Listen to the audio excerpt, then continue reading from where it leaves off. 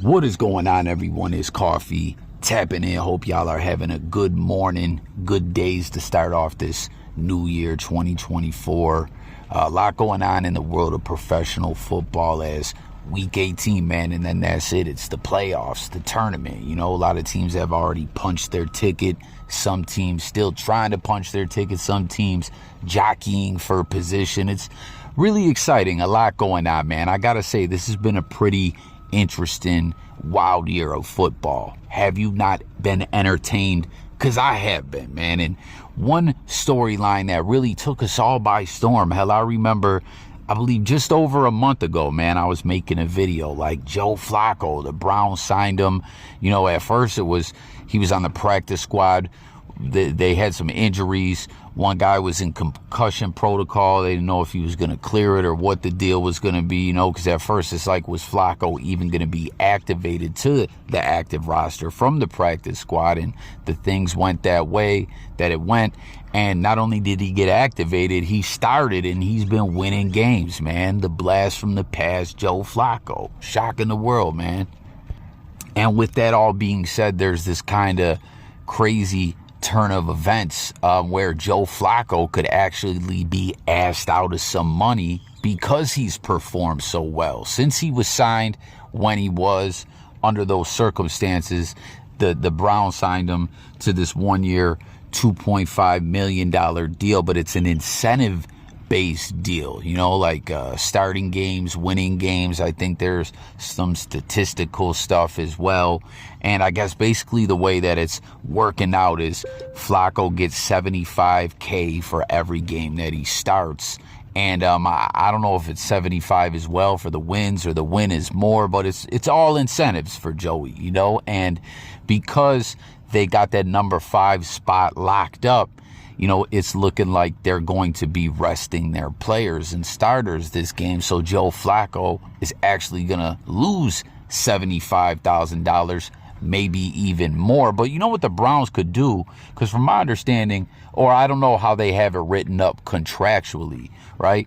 He could start the game, go out there and do a couple series or whatever, right? And officially start the game and then, you know, hit the bench and rest up. And if that, as far as how they have the contract written up, if that, you know, fulfills contractually, you know, per that contract, because I know technically the definition of starting is just starting. If that will get him the $75K, the Browns should do that, as he's came through for this squad and helped them with this playoff push, really put him in position, really been playing some good football, man. Like, real talk, man. Joey's been pretty impressive, man. No two ways about it, if you ask me. Side conversation, too. What does everyone think about these white on white with the stripe on the helmet alternate jerseys that the Browns are wearing? I think they're kind of dope. They remind me of Miami Hurricanes. I think they're pretty sharp, man. But back to this whole contractual thing. Some sports journalists are saying whatever the case is. Oh, and then on top of it, whether that whole starting situation, if that can be put into position for him to get that $75K, the fact that, like, they're probably not going to win the game. So then he could lose money there as well. I don't know, man. But some sports journalists are saying that the Browns should just give Flacco that money because of what he's done for the team. Let me know if you agree with that. I don't think that's going to happen. You know, I've seen it go both ways with teams when there's been players with incentive-based contracts where teams have flat out cut down on playing time for players when they were getting close to their incentive bonuses and stuff like that. And then I've seen teams, you know, make sure individuals reached their incentive. So I don't know. We'll have to see what happens to Joe Flacco. But again, I agree with these journalists saying, Browns, just give him the bag. Give him, you know, this money that he's already earned winning these games and, you know, being a solidified leader when you were in a jam. He came through. You guys gave him the opportunity, but he took it and ran with it. He deserves the money, but I don't think they're just going to give him anything personally. But you guys let me know what you think. And we also got to say, too, like, do you guys think Joe Flacco will be back next year battling for this Browns starting job? The Browns quarterback situation is crazy, man. All the Deshaun Watson-ish. I really thought he was going to get back shaking and moving this year. I mean, obviously, we know he was away from the game of football for a while and all the controversy and everything. Like, you know, because when Watson stopped playing, this dude was one of the best quarterbacks in the NFL, you know, and it's like, I don't know, clearly being away from the game, all the mental stuff or whatever it is, he wasn't the same guy. And then those other quarterbacks that they had getting injured and stuff like that. Like, I don't know. Do you guys think next year Joe Flacco is back on this Browns roster if Joe Flacco is starting week 1? Let's talk about it. Mel Kiper Jr. joins us now. And all right, we take a look at Jaden Daniels as he heads into the next chapter of his career, which will obviously be in the NFL. Mel, how would you assess how far he's come since he started for Herm there in Tempe? Tell you what, a great decision to go back. We talked about that Herm knows all about how that decision played into where he is right now. He would have come out last year. He's a 4th-round pick, in my opinion, 3rd, 4th-round pick. Now he's number 8 overall on my big board, my top 25 big board, which is up right now on ESPN.com. Think about where he is quarterback-wise. If Shedeur Sanders goes back to Colorado, which we expect, he's the 3rd quarterback. Right there with Drake May is the 2nd. Caleb Williams is number 1 overall. You see the passes he made throughout the year, pinpoint accuracy to short, intermediate, and deep levels. Now he had Malik Neighbors. Malik Neighbors is number 9 on the big board. Brian Thomas Jr. is 28 on my big board. Think about the talent around him, but he made it go. Think about managing the game, yet basically coming through with big play after big play and not turning the ball over. It's a rare balance to find with a quarterback that you can be that aggressive with your arm and your legs, yet not turn it over. 57 touchdown passes, only 7 picks, completed over 70% of his passes this past year, really over the last 2 years combined.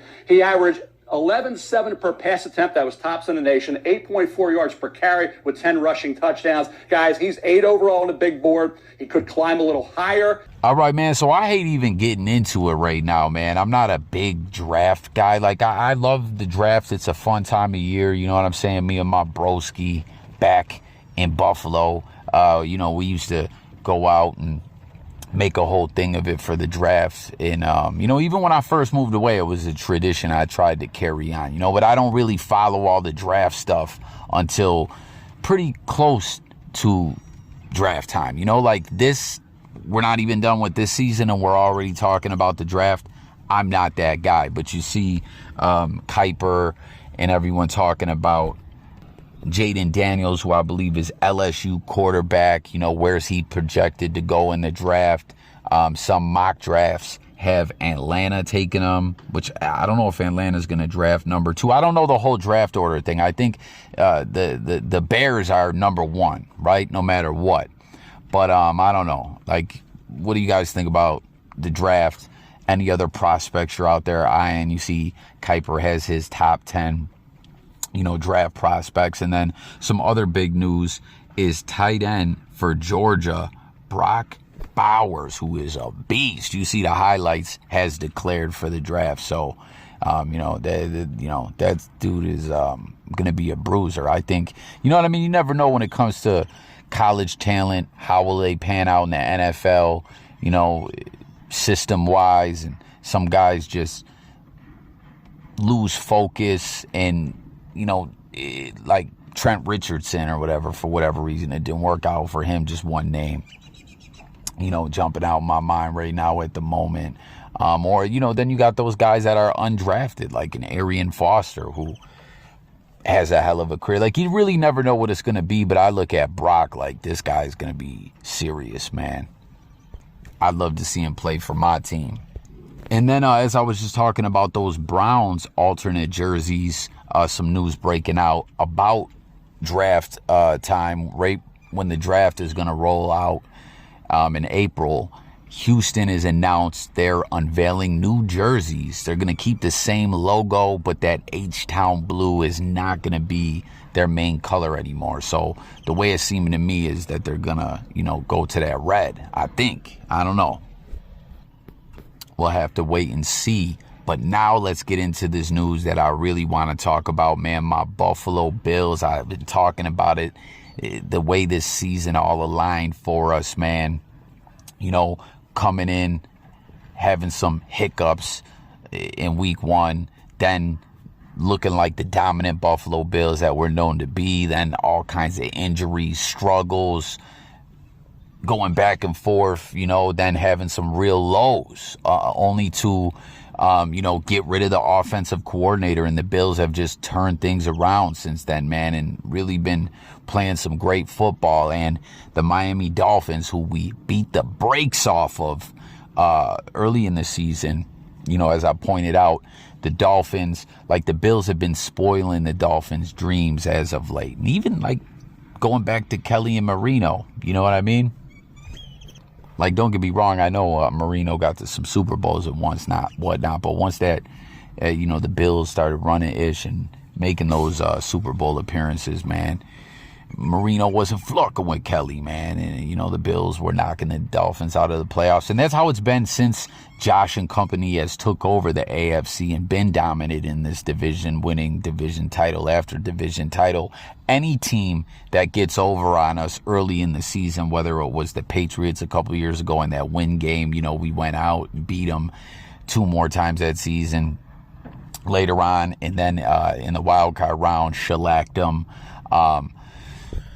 Last year, the Jets got one over on us, shellacked them, got them back this year. Like, we always get our get back, and we always get that divisional crown. And the way that things have went with Miami, doing their thing, but nonetheless, as the season has went on, they're falling off. They're looking like frauds, and, they flucked around and let the Bills get in within 1 game of Miami to make this big game coming up this Week 18 in Miami, where they don't have that 100-degree heat, get you heat stroked on the opposing bench, when it's still warm out. They don't have that going in their favor. And, the momentum is really behind the Buffalo Bills at this point, as the Dolphins just got, again, embarrassed last week, humiliated, just falling off in December. I had a Dolphins fan comment and say that, like, he said he's a Dolphins fan for over 30 years, but you can't be a serious contender when every December you fall apart, and that's just what it is. So comment, everyone, let me know who you got in this game. I'm pumped, man. The Bills have been focused. We're back. You know what I mean? And next guy up has really been doing his thing too all season long on defense, even with the injuries. I feel great about this game, as it's like a wild turn of events. I'm confident, again, I'm calling it right now. The Buffalo Bills win this game, but we can jump up to the number 2 seed behind Baltimore, or lose and be at like the 5 or 6 seed, or even there's possibility that we could not make the playoffs if we lose with some other teams. It's crazy the way it works, but we're getting in, we're winning the division. That's how I'm calling it. But with all that being said, how I feel good about Josh and the Bills, I want to slide over to this other convo going on where Stephen A's talking about that he really believes that this is the year of Lamar Jackson, where he's going to go out there and take the Ravens to the Super Bowl. I really think, like, I'm kind of like, damn, why aren't they talking about Josh and the Bills, even though we've had our struggles? I mean, Josh is Josh, man. People love to hate on him and whatnot, but he's the truth. Defenses fear him, and he's been on point, and this offense has been getting back to business. We've been winning games. We've been looking like the Bills were supposed to look like. But you're going to see Stephen A's only talking about Lamar and Mahomes, that he believes Lamar, this is his year, but he's saying he can't count out Mahomes just because of what his playoff repertoire, his resume has been like. And, you'll hear the one individual even say, man, that he thinks when it's all said and done, Mahomes is going to be the GOAT of all time. Player, quarterback, all that. Pretty strong declaration there. But let's get to that clip, man. This is Stephen A. chopping it up. Jump in the comments and let me know what you think about what they're talking about here, as long as this Flacco stuff, the draft, everything we covered in this video, playoffs, is coming up, man. Here's that clip. Subscribe and stay tuned for more. Go Bills, Bills Mafia. Fins fans, you're shook. Quit lying. Lamar Jackson, I believe in him too. I believe this is going to be his year. I believe he's going to overcome all those odds. I think Baltimore going to the Super Bowl. Let me be very, very clear about that. But no matter what I see from Lamar Jackson, I have no evidence whatsoever to ever sit in front of anywhere and say, I'd rather have Lamar Jackson than Patrick Mahomes. I have no evidence of that.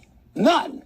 Because even when I've seen Patrick Mahomes struggle, even over the last few weeks, he ain't been great, but he's trying to play hero ball because he can't catch the damn football for the receivers, okay? The bottom line is his postseason resume is so elite, so exceptional, so otherworldly.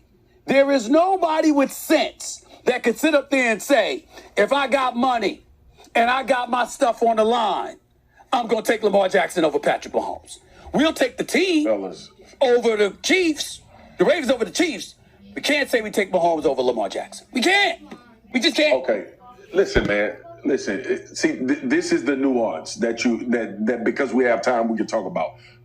I'm on record saying I think Patrick Mahomes is going to lead the NFL as the best quarterback to ever play the position. I'm not talking about overall. I'm talking about right now based on what we've seen this season. Patrick Mahomes has more turnovers than Lamar Jackson. He is playing with, to your point, Stephen A., lesser cast and crew than Lamar Jackson is. But let's not throw Lamar Jackson out the window like we haven't watched this season and based on what he's doing now, as opposed to all of the other quarterbacks in the NFL. I don't think anybody's taking anybody over Lamar Jackson right now. With all due respect, that's where you get slick. Because you see, what you said is throw Lamar Jackson out. Let me finish. Let me finish. What you said is throw Lamar Jackson out. No one said that, Marcus Spears. What we said was Patrick Mahomes is so great, even with the struggles you've seen this year, you can't throw him out because the resume is that great.